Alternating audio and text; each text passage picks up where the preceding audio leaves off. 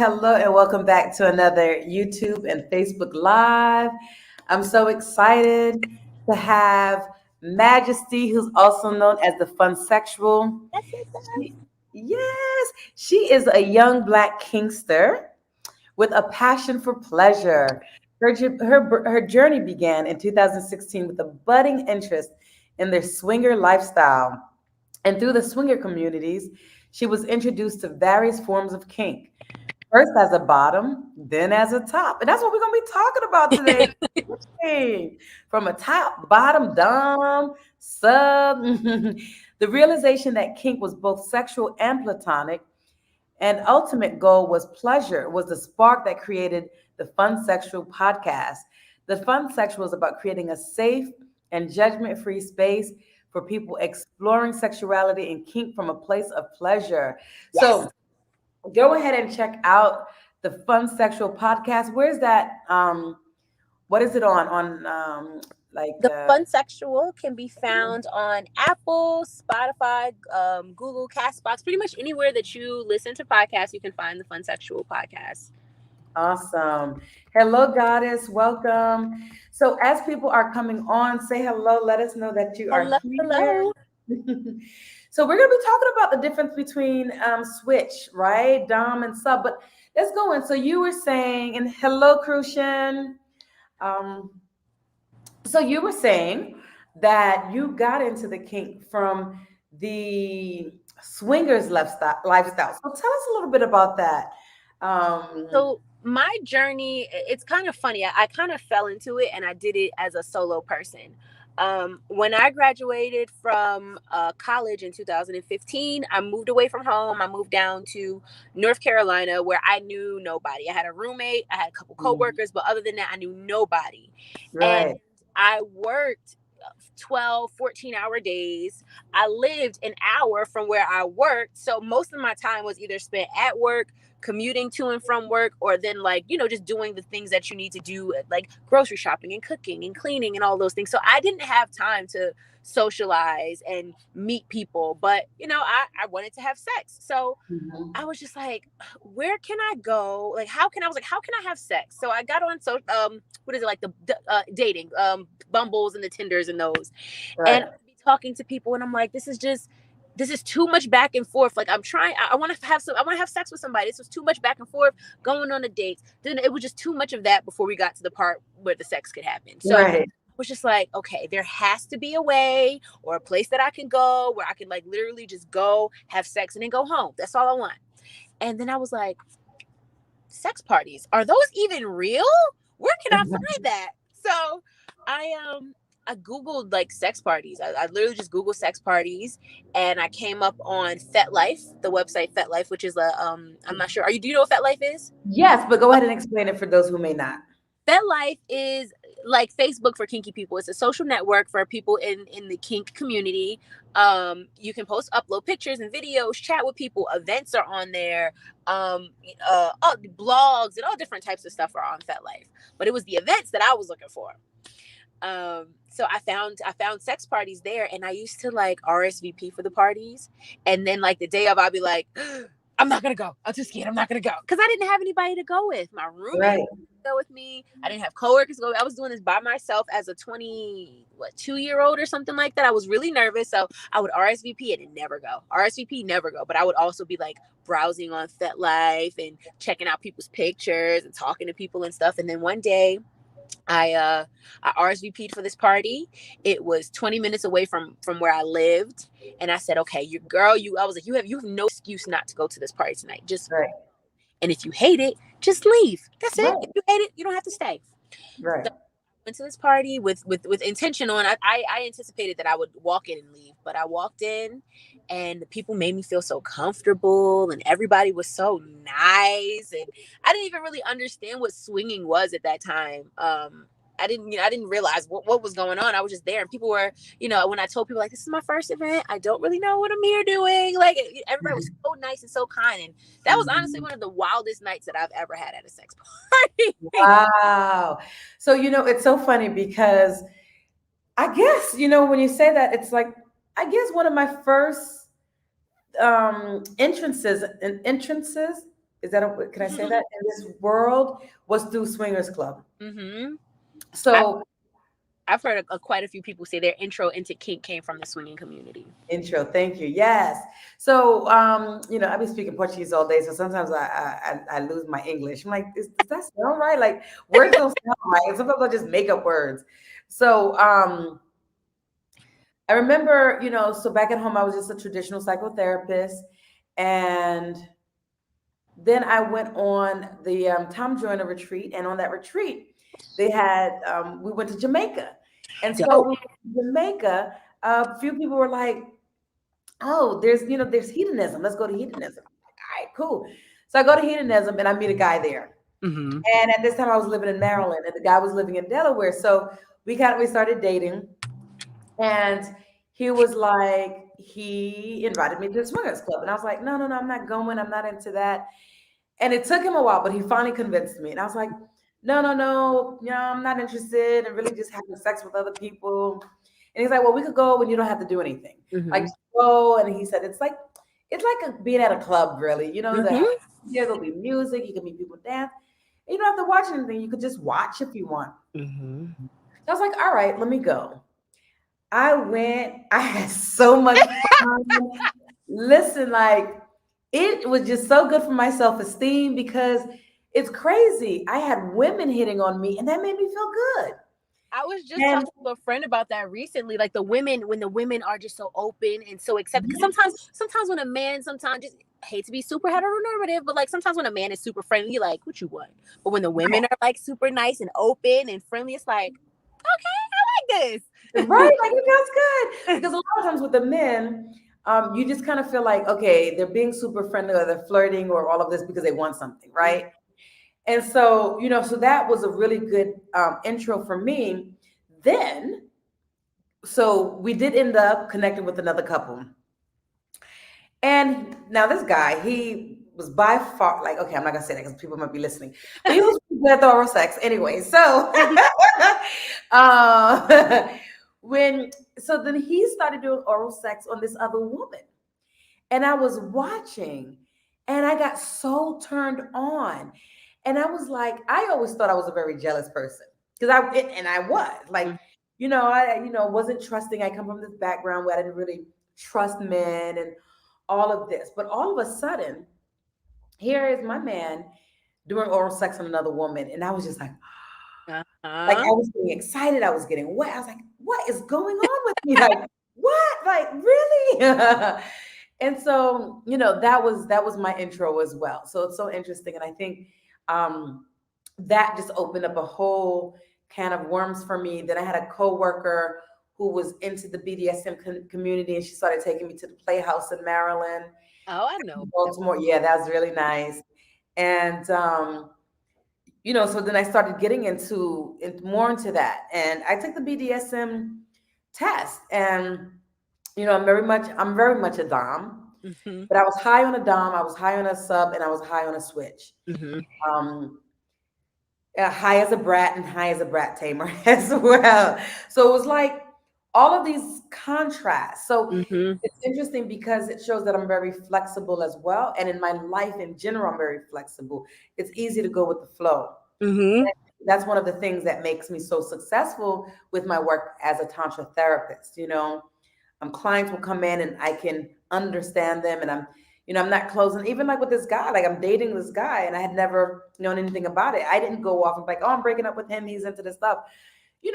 Even though he told me, I was like, okay, I'm not interested, but I was going to break up with him for that. Yeah. And then eventually I went, and it just opened me up. And so, I think that was a good thing to at least try it, like you said. There's so many things to explore. There's something for everybody. And that feeling of compersion, of seeing your partner with someone else and not feeling jealous, but feeling like happy and proud. It's such a special feeling that it's hard to feel anywhere else, because we're taught that, like, most of the time we're taught that if your partner is with somebody else, it's taking away something that they can give you, and that's not the case. That it can be a moment that y'all can share together. That can be a opportunity to bond and get even closer, and it's so beautiful when you get to experience it from that lens and realize that jealousy isn't what we think it is, and it doesn't come from the things that we normally think that it might come from, Right. And that's part of, and so this is why sexuality can be so healing, right? Because like you're saying, so I always thought I'm a jealous person.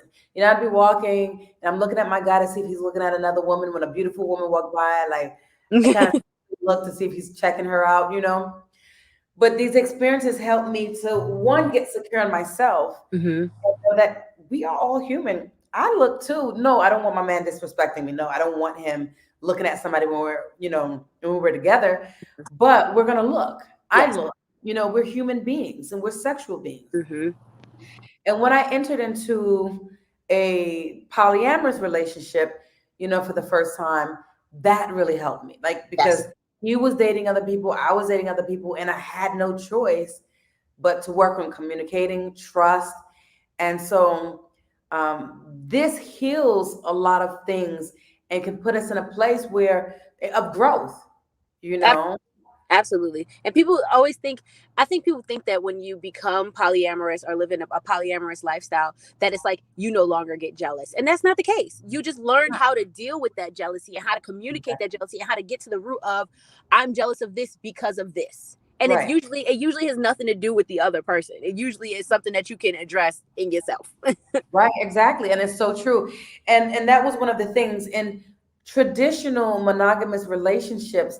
I don't think we had, and you can, but my relationships, we didn't have that level of communication. And so what I found was when you're in a non-monogamous relationship, you're forced to have this communication. And not only that, when you're in a BDSM kink type relationship, right? As a dom, as a sub, you have to communicate. You have to set rules. And that's the foundation for things to go well. Absolutely. And to me, that's the most beautiful thing. Even before I got involved in the kink lifestyle, I dabbled in the sugar baby lifestyle. And the thing that I liked about the idea of sugaring, the thing that I like about most non-traditional relationship types is that it forces you to communicate in a different way. Yes. Communication is so honest, and thorough communication is so important to me that anything that's going to force me to communicate, even if it's, saying things that I don't like, saying things that might make me cry or whatever, like bringing up things, let's have those conversations. Let's talk about it. Let's communicate. Let's have a conversation. It's only going to bring us closer. It's only going to make us better. Even if it technically brings us apart, breaks us up or something like that, we've learned from it. And that is the beautiful thing about it. Exactly. All right. So we got people coming on, and you guys, if you've watched me before, you know how I am. I love for you to ask questions and make comments, because I love for this to be interactive. If you're new and you're enjoying and this has been a good conversation already so far, right? We've already spread a lot of knowledge. Go ahead and give us a thumbs up. And if you're not subscribe to the channel. If you know someone that want to learn about dom, kink, share this so they can learn. So we're in October. October is National Kink Month. So we're closing it off this month with talking about dom and switching and sub. Real quick. So if you're on Facebook, you have to actually go into StreamYard to give permission for us to see your name. So I see that a Facebook user gave some eyes, but we don't know who you are. So you're hidden. So because of privacy, it's set that way. And hello, Nia. So let's go ahead and start talking about being a dom. Because you've been both. You've been a dom, you've been a sub, so you're a switch, and I am too. But what is being a dom? What does that mean? Being a dom for me. So first, I am a switch. I've been a professional dominatrix where I had my subs were my clients. They were people that were paying me and performing services in order to be my sub. Wait. So real quick, how can we get into that so we could be professional dom and make some money? There are people that host classes, online classes and courses to become a professional dominatrix. I know Mistress Marley is one of the most well-known names that does that work, but there are a lot of women, a lot of people, not just women, but a lot of people that do train and teach you how to become a professional dominatrix. There's also a ton of information online, but I highly suggest hiring someone in the work to teach you. Nice. Okay. Pay a person to teach you how to do the work, even if it's a couple $100s. If you're doing professional dominatrix work, you're gonna make that back very easy. Really, you can make some good money. You can make good money if you know what you're doing and you know how to do it and you're following the trends of like what's going on within the community. You can make good money. Ooh, okay. So now continue. Look, I live in Brazil, so I need to find out in the Brazil community how I can become a professional dom. Listen, I can make some money. There is money to be made, but it is work. Don't think that it's not work. It's definitely. Oh, I know. Yeah.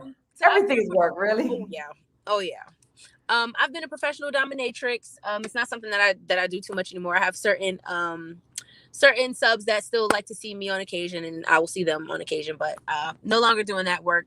And but being a dom for me was I created and cultivated a space for people who were, my subs were traditionally people who mostly white men, people who had jobs and were in positions of power, and they came to me for a space to release. Some of my subs also came to me because they wanted a place to be coddled and to be babied, where it'd be more of like a mommy baby kind of situation. But that I created a space for them to just release in whatever way that looked like, whether that looks like me dressing them up like a woman, sissification and bimbofication, whether that meant me performing impact play on them, which is any type of play that involves like spanking or beating or paddling or anything like that.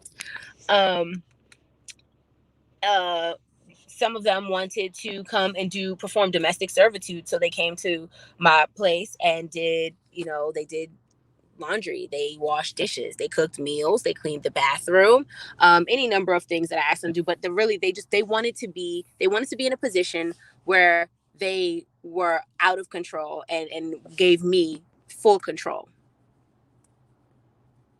Okay. Sorry, I'm just sharing this. I was like, let me share this into some groups. So, so that's what I was doing while you were talking. Mm-hmm. Okay. So they wanted a space where they could just let go. And that's really what it is in different ways, whether it was, in a very, sadistic way.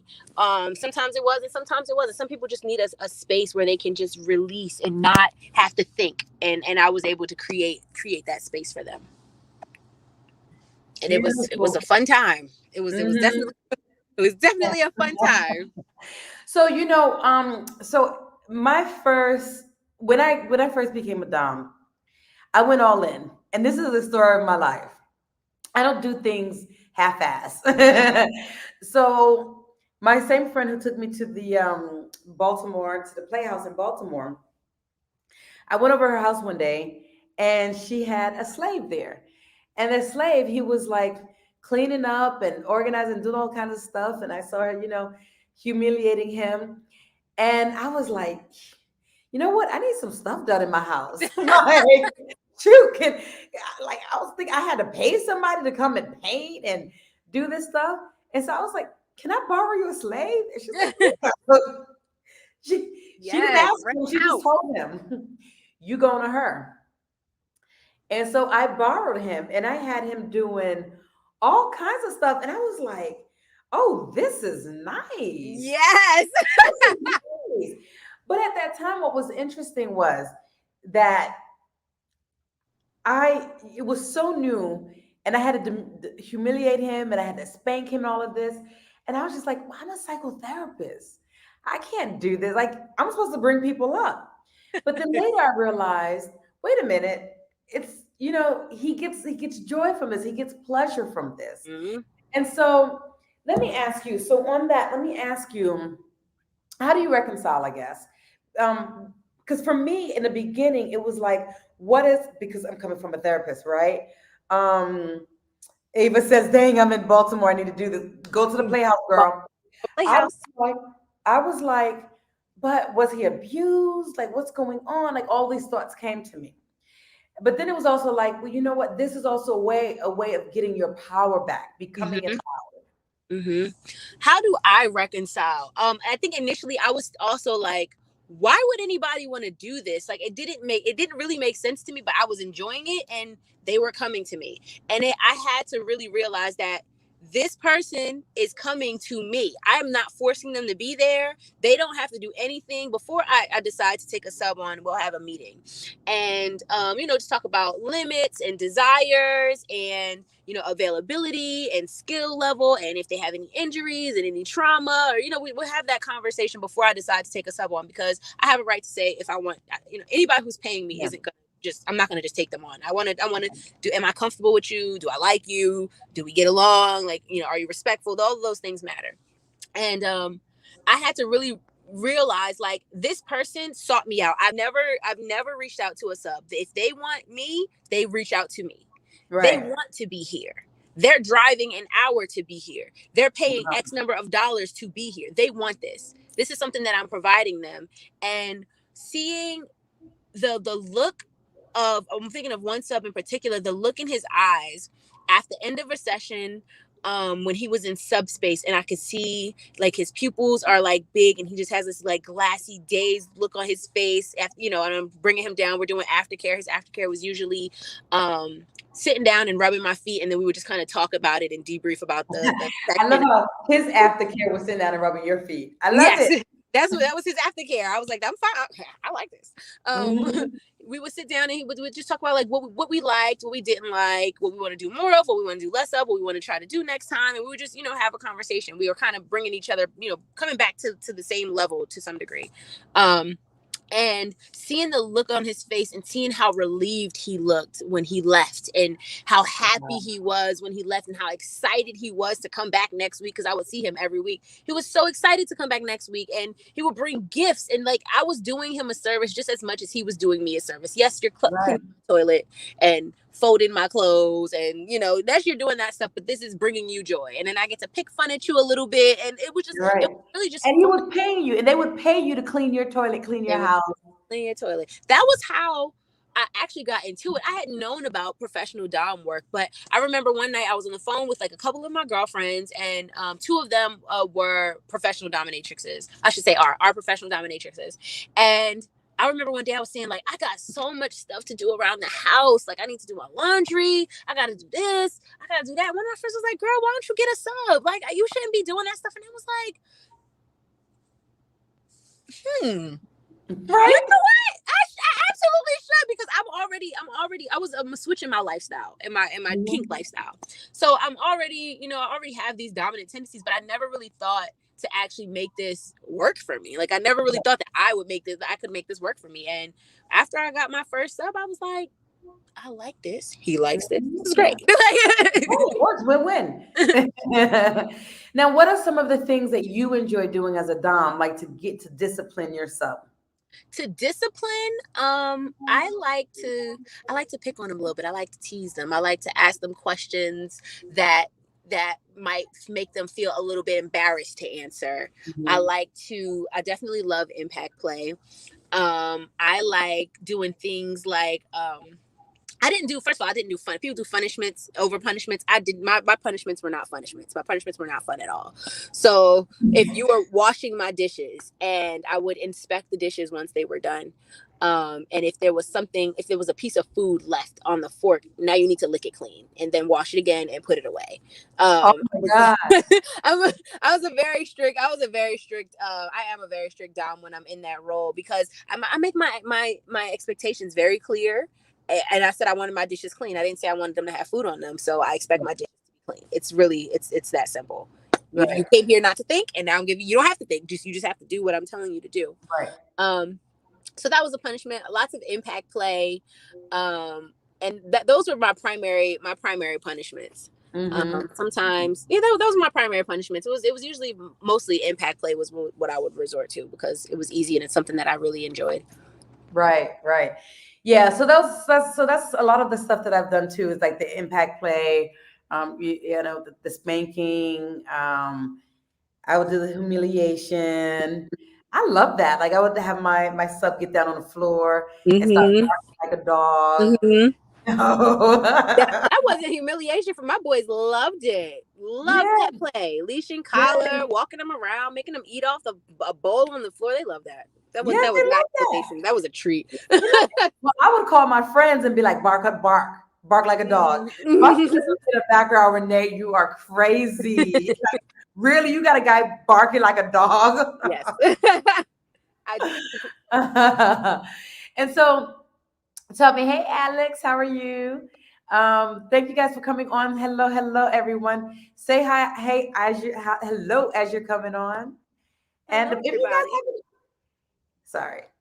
guys have any questions about being a sub, being a dom, or any comments, if you have experience, let us know.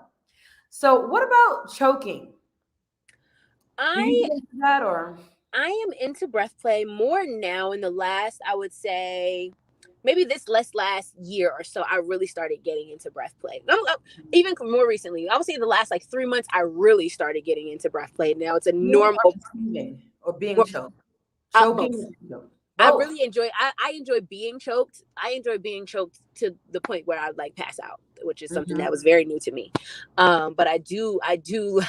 I got choked a lot this weekend. I went to a sex expo and it was great. I do enjoy being choked and I do like choking.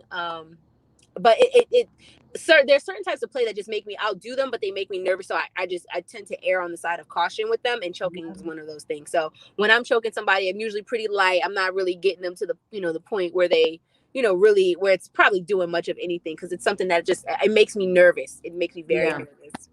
Yeah. Cause you could die. But I'm over here like, choke me, go ahead, tighter. So you would say tighter. If you could talk, right? Oh yeah. I usually grab, if somebody has their hand around my neck and I want them to grab tighter, I'll put my hand over their hand and squeeze and let them squeeze. And then when you're to the point where you pass out, what's that feeling? The first time it happened, I didn't even realize that it happened. It was already 5:00 in the morning after a play party. I was playing with one of my partners, and I was already tired when we started playing, and I thought he was choking me because we were into just, doing breath play. And I didn't realize that I had passed out until I came back to, and he's in my face and he's rubbing my face and stuff. And I was like, did I just pass out? And he was like, yeah. I was like, oh, okay. Let's do that again. I thought I went to sleep because I was already it was the end of the night. I was exhausted. And so I thought I fell asleep, and then I came back too, and he was there rubbing my face and making sure that I was okay. And I don't know how long. I might have been out for maybe, I don't know, 10 seconds or something like that. I wasn't out for long. But it was an experience, and it was enjoyable. It was very enjoyable. Now, have you or any of your partners, it's so funny. I'm so into this. It's so good. So interesting to me. Have you or any of your partners had orgasms or ejaculated without penetration just from being a sub dom and being in the scene? I have not. I came close once, but it was more tantric than it was. It wasn't tantric. It wasn't BDSM. It was tantric. Yes, that's tantra. Yes. That's the next thing that I really want to explore. I was in college when I was exploring. I didn't even know what was going on, but that's the next thing on my list. You need to come take one of my classes. Yes, I do. I want to. I definitely want to. Yes. I definitely want to. Yeah, I'm doing the yoni massage class right now. Yeah, I saw you posting about that. I thought that was dope. I think that's so cool. I want to get into some more of the BDSM is great, and BDSM will always be my first love. Yeah. But I am ready to get into some more energy, more sensual things. I want more sensual. Yeah, my upcoming courses. Next I'm going to be doing Tantra Basics. I'm going to be teaching Tantra breath work. So you'll probably like that, getting into the breath. Tantra breath work, and then I'm going to teach Tantra sound healing and Tantra movement. So those are going to be my upcoming courses. I Yeah. love that. For sure. And For so, okay. Now tell me about as a sub. That same question. So as a sub, what were some of the things that you've done? What do you enjoy as a sub? So I want to just clarify. I've never been anyone's dedicated sub. I've bottomed, I've subbed, but I've never necessarily been anyone's sub the way Like, I've owned subs. okay. So bottoming, I love impact play, and the more I do it, the more I love it. I really love impact play. I enjoy pet play. I enjoy bits of like DDLG, which is Daddy Dom Little Girl plays, a form of like age play. Mm-hmm. I am also a sadomasochist, so I enjoy topping and bottoming for myself. I Wait, how love is that? What do you mean? You enjoy topping and bottoming for yourself? as a sadomasochist, Oh, okay. Uh-huh. but like inflicting pain on myself. Right. Right. I enjoy anytime, like in my normal days, I am all over the place. I do a lot of traveling, I'm working, I'm always doing things. So anytime I get to be in a space where I get to just do nothing, I have to think all I got to do is all I have to do is listen and do what somebody is telling me to do. That is, I'm happy there. So that is, I'm starting to lean into a bits of like bimbofication. Is it bimbo? Yeah, it's technically bimbofication. Just being like a brainless bimbo, like literally just doing nothing and doing whatever my partner, the person that is topping me, the person that is down me, just doing whatever they tell me to do. Can I curse? Yeah, of course you can curse. Okay, I just want to make sure. I just want to be there and just be like a stupid little brainless slut. Like I just want to. Right. I don't want to think. I just want to do. Right. I love that. I love that. Yes. So Ava, she said, I'm in on the breath work. Girl, go to my website at www.prandharaprem.com and join my waiting list, my mailing list. That way you can know when it starts. We're in November. I may be starting in December. The breath work course is a 4-week course, and it's really good. And the thing is, breath work is a foundation. That's the foundation for everything. Even in my yoni massage course, my linga massage, I teach breathwork because it's fundamental. Mm-hmm. Like if you're doing this BDSM, this kink, breathwork is going to also help you to stay centered, to be grounded, to be able to be in your body and know what you're feeling, so that you can experience more pleasure. So that's so important to learn and to practice. Even in basic sex, I had a friend say something about learning to like sync your breath with your partner, like during sex, or even just being conscious of your breath during sex and really taking full inhales and full exhales and really just paying attention to the way that you're breathing. And now I kind of subconsciously do it when I'm having sex and I'm ready to have an orgasm. I pay more attention to my breath and I make sure that I'm really breathing through it, and that's when it really like flows for me. Yes, because what happens, most people when they're masturbating or they're having sex, a lot of times they hold their breath, they get tense, and that's one of the major reasons why a lot of people can't have orgasms or ejaculate, especially for women, right? Because they're tense, they're holding their breath. So just going in, like you're saying, right, and you're breathing and you're slowing down and you're doing deeper, slower breaths, your body's naturally relaxing. It's harder, not to say that you can't, but it's harder to ejaculate or have an orgasm. Well, you can still have an orgasm, but it's harder to ejaculate if your body's tense and you're holding, you're not breathing. Either that flow of breath is not going. So that's one of the basic things I start working with women who have difficulty, ejaculating or having orgasms, right? And yes, like you said, so one of the things that I also teach, right? And you're talking about when you're breathing with your partner, it also helps you to become more intimate, be more connected. You know what they're feeling, because when you're breathing at the same rhythm, your heartbeat starts to beat at the same pace. So then you start to know what they're feeling. You get so connected. All right, this person is relaxed, or this person is stressed, or this person is anxious. You start to know. And then one of the things that I like to teach and I like to do, I'm giving you guys some extra tips here. This is not even on the topic of kink, of switching, but one of the things that I like to do, okay, well, let me make this on a topic, right? As a Dom, right? I will match their breath. And then as a Dom, then I start to take the lead. And then and I pace. So then if they're breathing, a lot faster, I start breathing with them and I start slowing it down, slowing it down. Oh, so They start to catch follow up to you. them, and then they catch up to you, and you can bring it back. I like Right. that. Yes, yes. So that's the same concept. If you're talking to someone and you're like getting into a heated conversation, and then they raise their voice, your voice is raised. Once you start lowering your voice, they start to naturally start lowering their voice, start to get a little bit calmer. Now, if they don't lower their voice, something wrong with them. Right. I can't be in a relationship with that person. But yeah. So I guess similar to, even though I am a switch as well, I haven't had any official um, situations as a sub.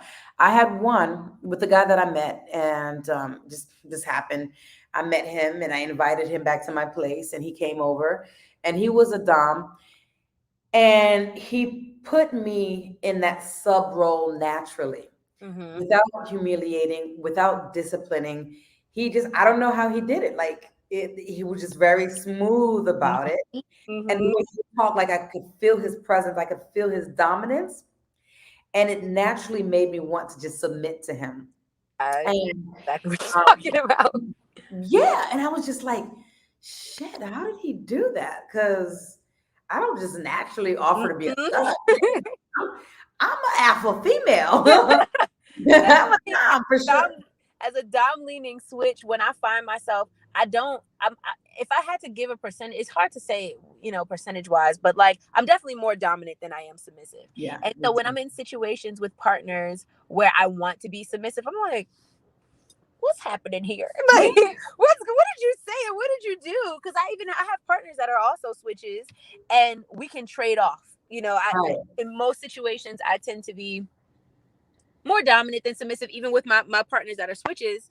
But we can switch literally from moment to moment, from session to session, from scene to scene. It's one is taking over the other. Now we're fighting for power, and the other one just wants to submit. Like, and it's so fun to just it's so fluid, and it's just so fun to play in that space and read that person and to see what they need and to know that the person's gonna provide what you want. It's just it's great. But when somebody can put me in a position where I want to submit to them, it's rare, but it's beautiful and it's so enjoyable. This guy, I had literally met him that same night. Somehow I'm like, come on, come over. And he's over, and it's rare that I do that, right? But then he put me into that space and he slept over. The next morning I was like, and at first I was kind of like, and I let him sleep over? Like, what? And then the next morning I'm like, do you want to eat? Would you like breakfast? He's like, this stranger, I'm making him breakfast. And I'm like, I know exactly what you're talking about. I know exactly what you're talking about. I remember one of my partners who I switched with, he took me to a play party with this group of people that he was cool with. And him and I had a scene maybe a month before that, and that was the first time that I ever really experienced subspace. And so we were at this party, and around him, I just wanted to be submissive. He just pulled that out of me. I wanted to be his sub. And I remember we were at this party one day, we were talking, and I'm following him. I don't know anybody at this party. I'm following him around like a little puppy because I don't know nobody. I'm all nervous. And then he said something, or I did something, whatever, like that. He pat my head. He was like, "Oh, you're such a good girl." And I'm just like, And this girl was like, "Don't pat her like she's don't pat her like she's a dog." He was like, "That's literally what she wants." And I'm like, please do, because this was a swinger event. This wasn't like a kink BDSM event. That was just our situation. Yeah. And that's the funny thing is, because when you're out in public and you're not at a BDSM, a kink event, and and you're kind of in it and you're doing it, people don't understand, and people are like, why is he degrading her like that? Thinking that poor thing, she's in this relationship and this man is probably abusive. But it's like, and you just don't know, right? Call me a good girl, please call me a good girl. Oh my gosh. This is so much fun. I love, people, I think switches sometimes get a bad rep. And I've heard people say, Mhm. you can't be a switch. You have to pick a side. And it's like, no, different people really bring out different sides of you. And sometimes I don't want to submit. Sometimes I want to be the domineering one. I want to be, be in that position, but sometimes I don't. And I think that it's natural to really want to be on both sides. I can't imagine.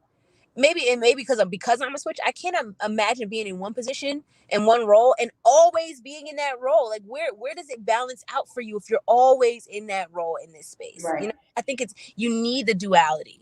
I think because even subs sometimes as bratty subs, I feel like that's them trying to be in that domineering role when they get bratty and talking back and doing it. That's them trying to flex that muscle. I think, and that's why I don't really like brats, but. Yeah, and I agree with that. And so, right, the question for today is to switch or not to switch. And I agree with that. And again, maybe it's because I'm a switch. Well, let me ask, anybody on here is a switch? Anyone has any experience being a dom or a sub or a switch? I want to hear from you. What was that like? Type it in. And so for me, I think one of the things I led a retreat, a virtual retreat with a colleague of mine who actually was the one who introduced me into this BDSM and kink and took me to the Playhouse in Baltimore. And that was really the first time I got like some like education on the terminology, the different things, and we did role playing. Mhm. And prior to that role playing, I had only been a dom, right? Because she lent me her slave, and so I just had those experiences. But when we did the role playing and I had to play the switch, it actually turned me on, and I was like, you know what? This is good. I actually don't have to think right now. I don't have to think of how to dominate this person, and it was fun. And Mhm. so you're talking about having the balance. So sometimes I don't want to be in control. Sometimes I don't want to have to be like disciplining and saying, you did that wrong, redo that. And sometimes I just want to be like, okay, what do you want me to do? Just Just tell tell me me. what to do. Just tell me. I don't want to think. Whatever you want me to do, just tell me. I'll do it. It doesn't matter. Like, yes. Right. Okay, Alex, you say you're not a dom but can never be a sub. So what does that mean? What does that mean? What do you mean you're not a dom but can never be a sub? I actually, when I came into the lifestyle, at these swinger events, occasionally there would be like some kinky people there and some people in their BDSM dynamics there. But I was kind of forced into this submissive role. All of the play Yeah. that they put me, and I think it was because I was a woman, and when I was playing with, at the time, I only really played with men like that. They forced me into everything. I was bottoming for this and bottoming for electric player, bottoming for this. Like I was bottoming for everything. And I never Mhm. really even thought about being, dominant because I was just immediately forced into this submissive role. And then I remember one day the guy I had played with the most and bottomed for the most, him and I was with his girlfriend and he came to us and said, I think I want to get on the St. Andrew's cross today. We were like, what? Right. You have been beating our asses for months and you want to get on the St. Andrew's? We're like, get him up there before he changes his mind. We're Right. drafting him in. We're so excited. We're picking out our tools and stuff like that. The things that he's been using on us, we're picking them out. And that was my first time topping. And that was my first time flogging anybody or paddling anybody. And I was like, oh my God. It was like a rush. It was a thrill. It was like, this is what it feels like to be on the other side. I was like, okay, we're going to do some more of this. Okay. Okay, so we got some comments here. So Alex explained, I want control at all times, but not in a way that makes her feel less unless she gets off on it. So would you say that's still a dom? Because there's different levels to it. Yeah. What do I you mean, think? if you want to be in control, I would say that but you're still in control as a sub. I think people don't realize that you That's right. are still in control as a sub. My dom, my partners, no one as a sub or dom, no one can do anything to me that I don't want them to do to me. So I Exactly. still have that control. You're still going to utilize your safe words, which you can get Right. used get out. I don't want to say used to get out of things, but like if there's something that you don't want to do, something that you don't want to happen to you, you are still in control. You can set up what that session looks like before you even get in there so that nothing that you don't want to happen happens. Right. Exactly. And so I think that's an important thing that a lot of people don't realize, right? They think that you're giving up control as a sub, but you're not. Mm-mm. Let me see who's commenting that I can't see there. Oh, okay. Good. I can see who's commenting. There's Feel and power. feel. There's so much power as a sub. Yes, there's a lot of power as a sub. Yeah. So Derek says, what's the difference between slave and sub? Because I was saying earlier how I had a slave. Mm-hmm. So what's the difference? Do you want to talk about that? Slave. So a slave and master dynamic. So that the bottom is a slave and the top or the dominant person is a master. In that dynamic, that person has pretty much given up all. They've given up all control and all power. That's more of like a total power exchange kind of dynamic where they've given up all. A sub is, first of all, a sub or S type or submissive is a category of roles. So a slave is a submissive role. So is a pet if you're doing pet play, pet and owner. So is a little if you're doing age play, there's like the bigs and the littles, which are like parent, like the parent type role and the child type role. So subs are a group of S types or submissive type roles, where a slave is a specific type of S type role, but as a slave, you've given up all your power to your master or to your owner. Right. Perfect. Okay, let's see what else are people saying here. Nia says, I've always been a bit of a bratty sub, but I've been able to be dominant with someone this summer, and it was so amazing. And now I want to do it a lot more. Yeah, girl, get on FetLife, and that's the thing. I'm on FetLife as well, and sometimes I'm, I put Switch on there, and I did my BDSM test, and it's on there. And so, 1 minute I'm looking for a sub, Mm-hmm. looking for a sub, but I just recently started going on looking to be a sub because I want to explore that. So That is it's good to explore. And I like that she said bratty sub because there is also another category within the BDSM, brat and brat tamer. Mm-hmm. Are you familiar with those? I am very familiar with that. I cannot stand a bratty sub. I can't stand a bratty sub. I'm not a brat tamer. I am not a brat tamer. I feel like when I come into this space, I have 3 rules for my subs. One of them is be on time. Number 2 is do what I tell you to do, which is like the most important. It's like the most important rule. Do what I tell you to do. And then the third is address me as Mr. Majesty. But I didn't come into this space for someone to not do what I say. I'm not gonna fight with you. I'm not gonna argue with you. You do as I say or you leave. It's kind of just cut and dry. Right. Very strict in that was a brat. I can't do that. And that's what's so funny as a sub. And that's so funny because I'm also a brat and I'm also a brat tamer. And I'm like, and so there's times where I like it and other times when I don't. So I'll tell my subs. So same thing. I am a stickler for time. It drives me crazy if you are late, like, ugh. And I live in Brazil, so people are always late. And I'm just like, ugh. So same thing. And then, I love compliments. So I tell my sub, you need to compliment me. Mm-hmm. And you need to compliment me often. Mm-hmm. You need to also ask for permission to speak. Mm-hmm. That's one of my rules. And I have my name, desired goddess, and that's how you have to address me. Mm-hmm. And then I'll get some that are a little brat and they'll say something else. They'll call me something else. And then, I gotta, discipline them. I've had right. that, and I'll usually let them. It depends on what it is, but sometimes I'll let them slide the first time. They'll there'll be a punishment for it, but sometimes I'll let them go the first time. But also sometimes I think it's really important to set that precedent. Like I'm going to let you know from the beginning, if you are not following these rules, there's not going to be negotiate. There's not going to be argument. We're ending that right now. Really? Oh yes. You do what I tell you to do. If you don't, if I tell you to text me at 7:55 p.m. tonight, text me at 7:56. I'm not going to do the back and forth. I'm not going to do the arguing. You had a rule. You had a command. You had a task. You didn't do it. I can't. I don't want to work with that. Right.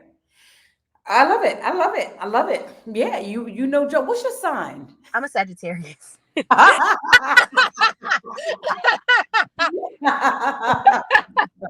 We already know you got a birthday coming up, December. Yes, I do. December 21st. It is very fitting for me to be that way.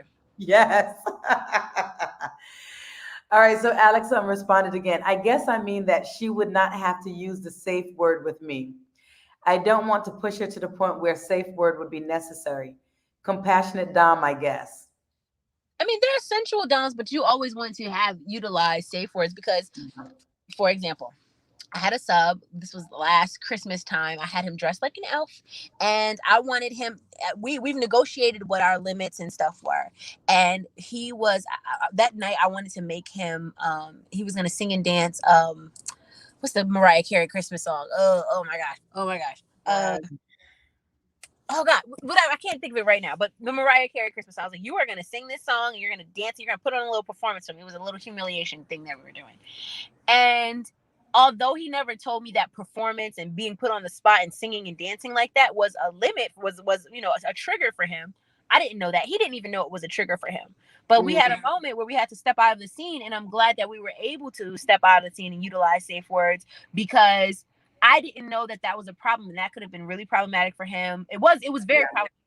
It was problematic for me, but I wasn't doing anything to inflict pain on him. I was sitting 5 feet away from him. I wasn't even touching him. And we needed to have that established because you just, especially in this space, a lot of people do have different emotional triggers and things like that. And we need to have that something, that switch to safeguard us from crossing into the other line or say like, I'm not okay in this moment. We don't know what.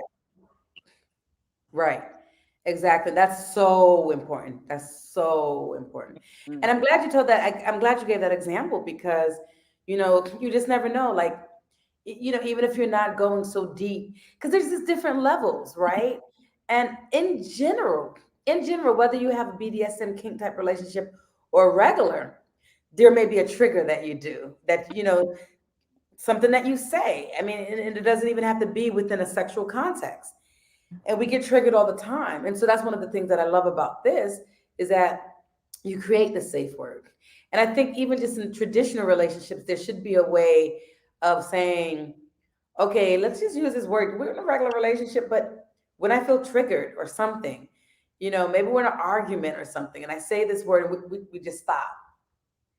And we show love towards each other. I don't utilize safe words in my traditional relationships, but there does need to be that safeguard because I know for me in my regular relationships, I don't even want to call them vanilla because I don't even have vanilla relationships, but even my relationships that are not necessarily like BDSM in a dynamic, sometimes you do have to say, hold on 1 second, like when I said this is what I meant, or are you sure that you're okay with this? Like sometimes you just step out because we like to play, we like to giggle and kiki and hee hee and all that stuff, but sometimes you have to step back and say, are you okay with this? Like I know I told you to do this, but are you okay with doing this? Or how do you feel about that? I never want to make my partners feel, unless it's a whatever, but I never want my partners feel like they are obligated to do something or that they're doing something that they don't want to do. So I like to always check in and be like, is this okay? Are you sure you're good with this? And all that kind of stuff. And there should be that. There definitely should be that level of communication. Yeah.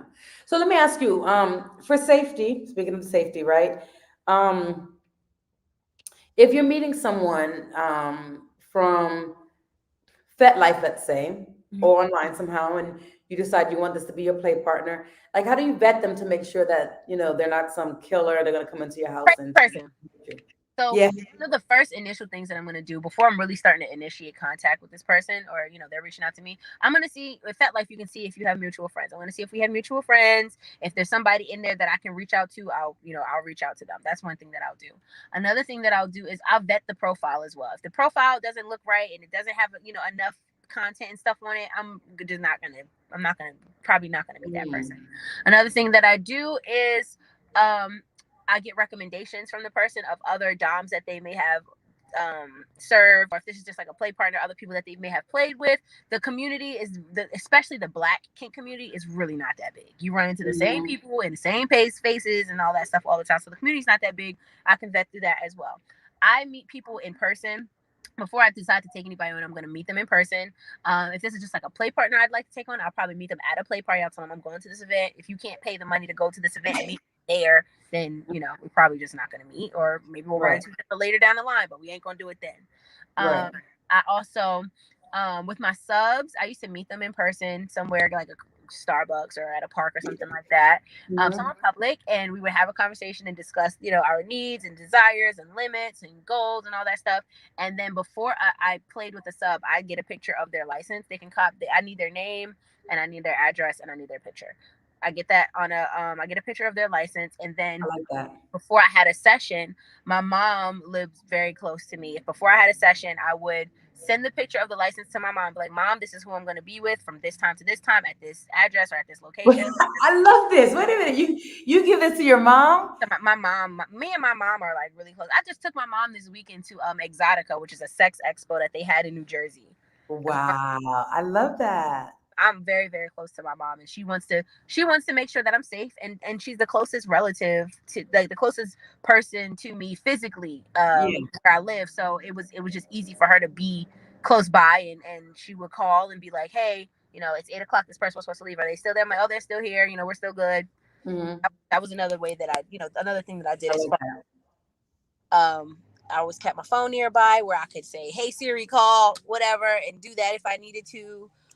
Or have my was it Amazon Alexa situation going on. You just activated my Siri. Oh, exactly. And my other phone is talking now too. Right? And I'm about to get an Alexa. It's nice to have that, just be able to do the voice commands. But the best ways for me is honestly, recommendations are great.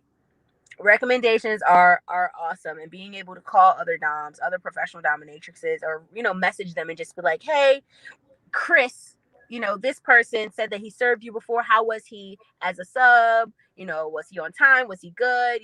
Being able to vet through that was a really nice way to do that as well. Mm-hmm. That's good. Those are really, really great feedback. Yes, I like that. Yeah. I think safety is the first thing that what comes to, because like you're gonna be in close quarters with a horny old man, and that's the first thing that comes into people's head. And honestly, it wasn't the last thing that came into my head, but it was not as. It wasn't my focal point initially, was the safety aspect, because I did my things. I did the things, and also if I don't get good energy from somebody, I base a lot of the things that I do on the energy, and Yes, me too. I've been very lucky. I've been Yeah.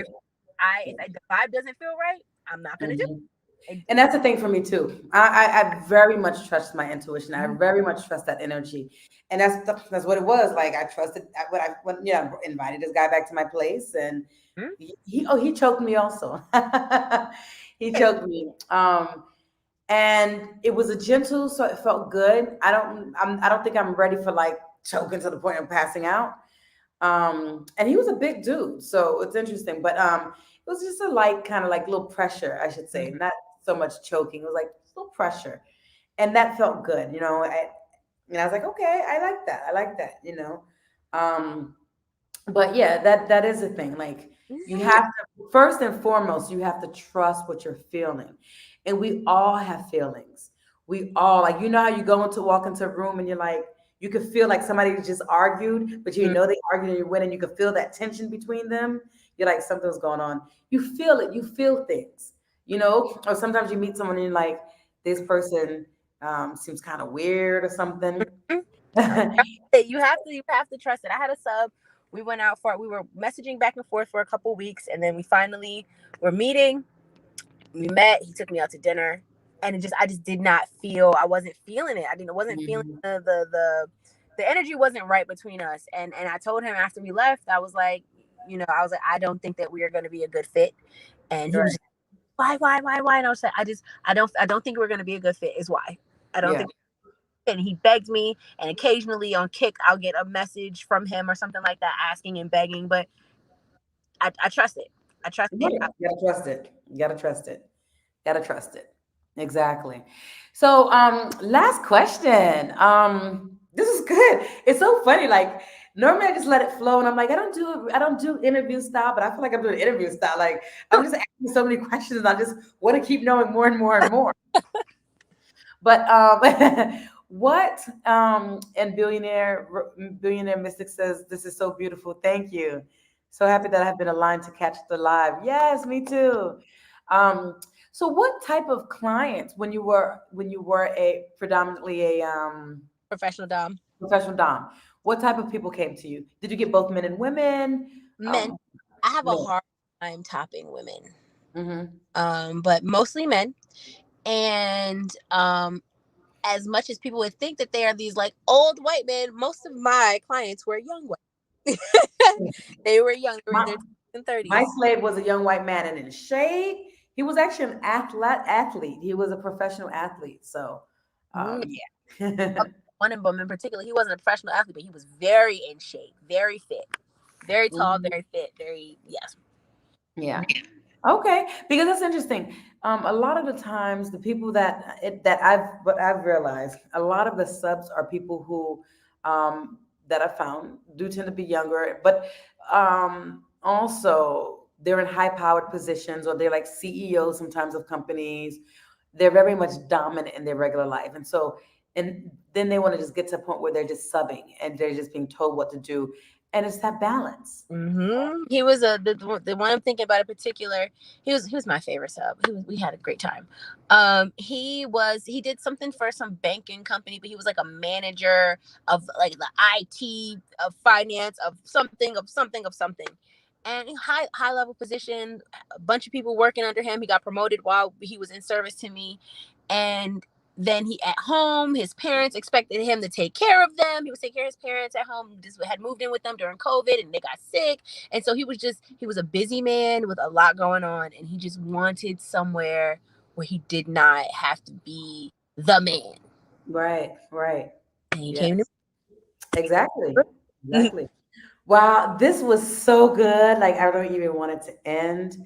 Um, Guys, if you are not following the Funsexual on on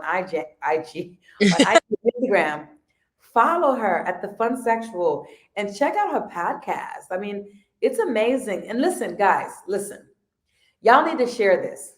Okay, y'all need to share this with other people because this was some great information. Mhm. If you're new to my channel, be sure to subscribe and hit that notification bell so that you can get my upcoming lives. The next one I have next week is going to be Healing the Divine Masculine. Okay. And this is not only for men, but because we all have masculine and feminine energy, right? So it's going to be a great talk for men and women. And, let's heal that masculine energy within all of us, right? That's going to be a great one. And thank you, Ava, for saying this was awesome. Thank So, you. Majesty, is there anything that you want to share? Do you have anything going on that you want to let folks know about? Right now, I finished my season 1 of my podcast about a month ago. I am working on some things to bring you guys season 2, and I'm really, really excited. I have some really dope guests lined up. I'm actually going to be doing video starting for my season 2 as opposed to just audio, because people love the video. Yeah. And so that's what I have coming up. So be on the lookout. It's coming very soon. I'm really excited to start putting out some new episodes for everybody. Okay, I would love to be on it too. Just put Love it out that there. much. I would love that. I would love that. Yeah, yes. So good. So guys, listen, follow me. I got my Tantra breathwork course coming up. My yoni massage course is halfway through. And then December, I'll be starting my Tantra breathwork, either December, January. Oh, but listen, I'm doing a retreat February in Brazil for women of color only. If y'all want to come, it's January 29th to February 5th. We're going to be celebrating Imanja's birthday, February 2nd. We're going to be doing rituals on a beach for the goddess Orisha Imanja, who is the Orisha of the sea. You're going to be learning about the Afro-Brazilian religion, candomblé. You're going to be learning capoeira. We're going to be drumming, doing Afro-Brazilian dance. It's going to be amazing. That's on my website, so you can check out. It's on my website, the Renee Adolphe website, www.reneeadolphe.com. So check that out. And you guys can find me on Instagram at Prandhara Prem _Tantra, Twitter or Facebook as Renee Adolphe. Patreon, I'm also on Patreon at Patreon/Prandhara Prem. Come November, I'm actually going to be doing like a vlog on my Patreon. And just for Patreon members, I'm going to be sharing my journey, sharing like all of the stuff, my story, what I'm not sharing on social media, relationship stuff, the ups and downs that I might be going through, the challenges with my tantric practices, the wins of my tantric practices, So I'm going to be doing that. I'm going to be sharing more of my story on Patreon. So join me there. And my website, www.prandharaprem.com. But I haven't updated that one.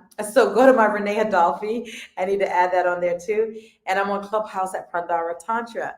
So check those out. And I just want to thank you guys. Thank you everyone for coming on and watching. And thank you to all of those who's commented. Love you Thank guys. you. This was great. Yeah, it was really great. And thank you so much, Majesty, for coming on. I really enjoyed this. Absolutely. Yes. All right, everyone, have a good night. Thank you.